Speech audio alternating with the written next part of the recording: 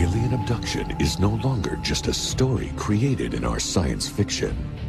More and more psychiatric professionals refuse to discount the tales they hear from victims describing hostile encounters with aliens.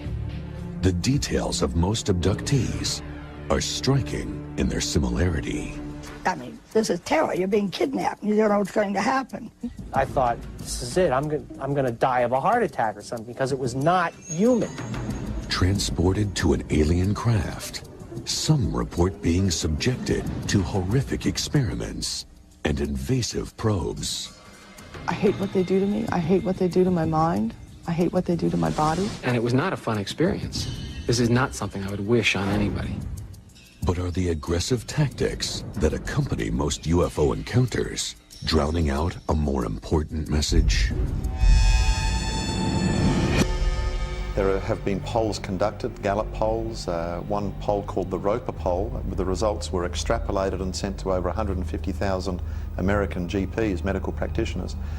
That basically said it's almost at epidemic proportions. They estimate that up to 4 million Americans may have had an alien abduction experience, as they believe.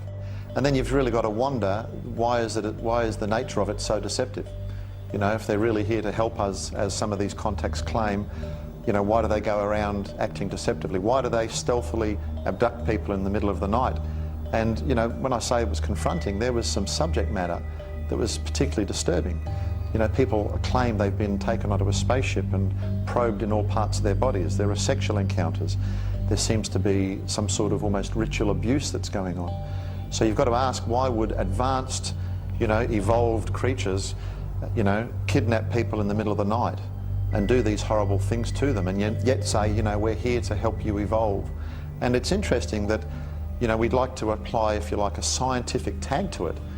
But quite simply, it seems that these creatures claim that they fly millions of light years across the universe to basically deny the Bible, Christianity, and teach us almost New Age beliefs. I'm from Venus. I don't think anybody's going to believe that you or anybody else could be from Venus. Could you explain to us how you could be when everybody knows it's uninhabitable? They think it's uninhabitable because it is not inhabitable by physical life forms. We have bodies of light. While Leah rambles on with fantastical ideas, she soon compels the audience toward global unity, a message found throughout the New Age movement. And what occurs here on this planet will affect the rest of the universe. Can you, with all of your different ideas, all of your different races, come together as one planet and one people? We have dedicated millennia upon millennia to this idea. The earlier experiments with Pan and Lemuria and Atlantis were not successful, but this one will be. Why would extraterrestrials fly millions of light years to deny Christianity, support the occult, and lie about things that we know are true? Why would they purposely deceive their contacts? That in the old days they were from Mars, Jupiter. Well, we've been there and tested and looked, and no alien races on those planets. So now they're from further off when we can't test their claims. But there's a fundamental problem with that. If they're from Sirius, Zeta Reticuli, or the Pleiades, and they're all claiming they're humankind's creators, they can't all be right. They can't all be telling the truth. So either there's only two possibilities: they're all wrong, or only one of them is correct. But if only one of them is correct, it means everybody else is lying. So how do you discern which one's telling the truth or not? I mean, just on the premise of logic, it gets very, very suspect. One of the ways you can start to get people to doubt is the things that they have shown. You know, as you saw in the movie, all of these secular researchers saying they're deceptive, they lie to people, they're deceptive, they lie to people. But people never questioned it during the experience. It's only after, when you say, were you told this? Were you told this? And they go, yeah. I said, but that's not true. And that's not true. Doesn't that make you a bit suspicious? I've met literally hundreds of people who've had this one, and that they're lying in bed and they see a black cloud or entity in the room, and it moves or hovers, and they lose control of their voice and they're paralyzed. The skeptics try to, you know, explain it away as sleep paralysis. And people call on the name of Jesus, for example, and even something like that stops. And I myself had that same experience, and I haven't told many people this, as a baby Christian. I think I'd been saved a matter of days. I didn't know anything about spiritual warfare. And I'm lying in my room and I had this experience, but I was so excited about my newfound faith, I managed to squeeze the words out, Jesus, help me. And I was being pressed against the bed and choked, and it stopped in an instant. We have testimony after testimony after testimony. And Guy Malone, a researcher in Roswell, New Mexico, he says, well, think about it. If these really are advanced entities flying millions of years across space with that type of technology, why would they be frightened of the name of Jesus, a supposedly deceased religious figure? Joe Jordan, who's catalogued over 400 cases now, has recently, if you like, been promoted. He lives in South Korea as the national director for MUFON, Mutual UFO Network, the world's largest UFO investigative group. He, as a non-believer, first stumbled upon this. And he said, so what is it about Christians that aliens don't like? That was what he thought. And then he realized, like all other researchers who've come to study it, and if they're open enough to take the evidence for what it was, they realize they're not dealing with aliens, they're dealing with spirit beings. And he said he came to understand that the Bible was the only thing that it could explain the spirit realm adequately. Only permanent solution is the authority of the Creator. Because if we are talking about fallen angels, deceptive spirit beings, who created them? You know, the Creator of the universe created everything. He's the only one that obviously can have authority over those beings. We're all looking for meaning and purpose in this world. And if, you know, if an alien's traveled millions of light years across the universe, and I'm not making light of this, but he's come into your room and he says, and I've chosen you, I love you, you're special, you've suddenly found meaning and purpose in life. And that's why it alters people. And that's why often they don't question the experience. They are not benevolent aliens visiting us from a galaxy far, far away. They are deceptive, supernatural entities emanating from another dimension. Any serious expert will tell you that these are what they would describe as interdimensional beings. John Mack, in fact, a Harvard former professor of psychiatry at Harvard University, says that these were beings that should have stayed in the spirit world. He used that term, have crossed over into ours, and he kind of described them as having an intervention with humans or something like that. So that's called the interdimensional hypothesis. It's a physical realm that has the ability to manifest in our limited realm.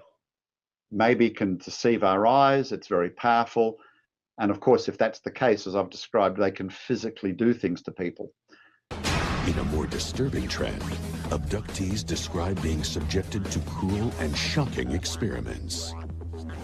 They were doing something to my ear. My brain was jammed, and I couldn't function. It was maybe 6 or 8 inches long. It was a cylinder type thing. It was like a drill. What we find is that it is illusory in nature. This is going to be hard for people to accept. Under a state of hypnosis, memories can be given to you that when you are awakened from that hypnotic state, you cannot distinguish between fact or fantasy. I've seen it demonstrated. For example, they hypnotized a woman and they said, when you were a child, A, B, C happened to you. And then they woke her up. And even in that just few minutes, her imagination, because it was implanted in the subconscious realm, she's already incorporated as a real event. And she will even add to that event and to make it fit, to accommodate it.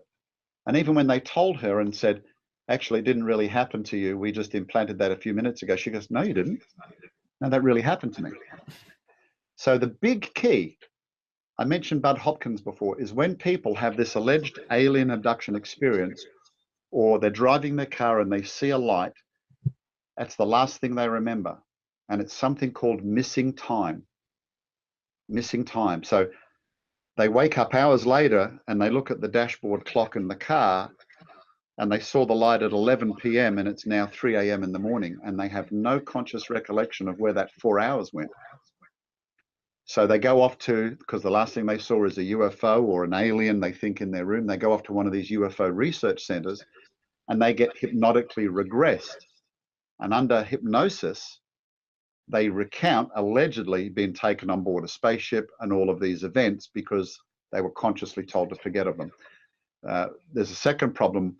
Sometimes hypnotists can ask leading questions while you're in a hypnotic state that also can create that as well. And a great exponent of this, in case people think I'm making it up, I mean, this is done for entertainment. On YouTube, people go and watch Derren Brown, a very famous British entertainer, D-E-R-R-E-N, and he actually hypnotizes people. And we're not talking about the watch waving going to sleep. That's all stage entertainment. But he can actually inlay embedded commands and get people to do things that would naturally be against their will. And in one episode, movie-length episode called Assassin, he actually trained a guy through hypnotic suggestion to assassinate the British actor Stephen Fry on stage. And when he heard a bell and a woman walked in front of him in a polka dot dress, the case was there. He picked up the gun, it was blanks, and he shot Stephen Fry on stage. Stephen Fry was part of the scam. He put the gun back in, sat down, and then the bell rang and he woken out of his state. And he's like, what happened? He looked on the stage and Stephen Fry was shot and he was in a panic. And then they said, you shot him. He said, no, I didn't. That'd be ridiculous. And then they showed him the video footage of him actually doing it. If someone talks to you and they tell you lies, then they're a liar.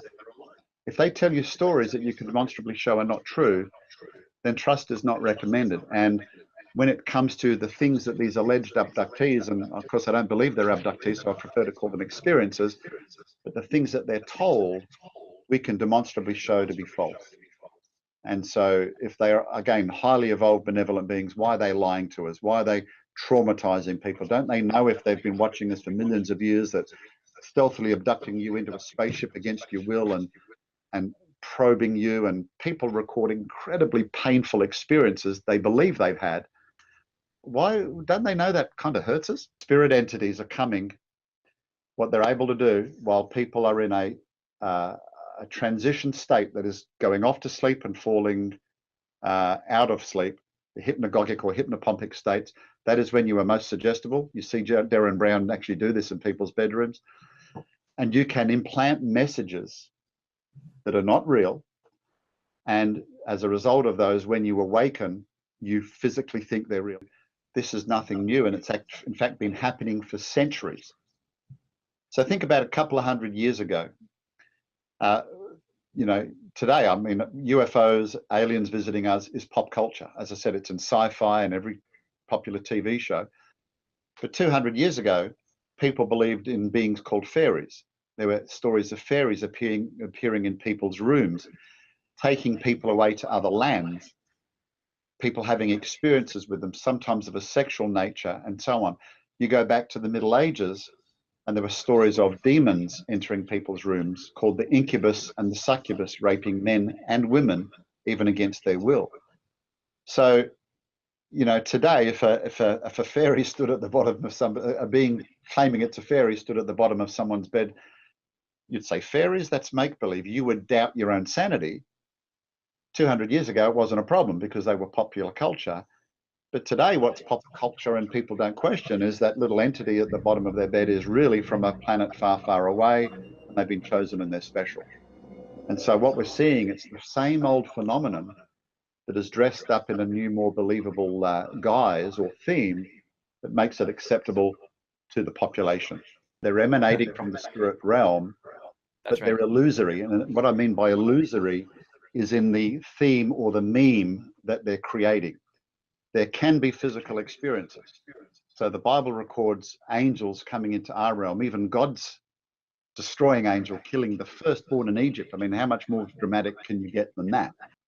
So they can definitely come into our physical realm. Sodom and Gomorrah, they appeared physically and they talked about the impending destruction that was coming.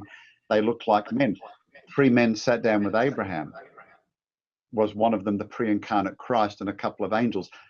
They sat and they ate food. So Stephen, they had physical clothes and they had stomach organs and digestive tracts.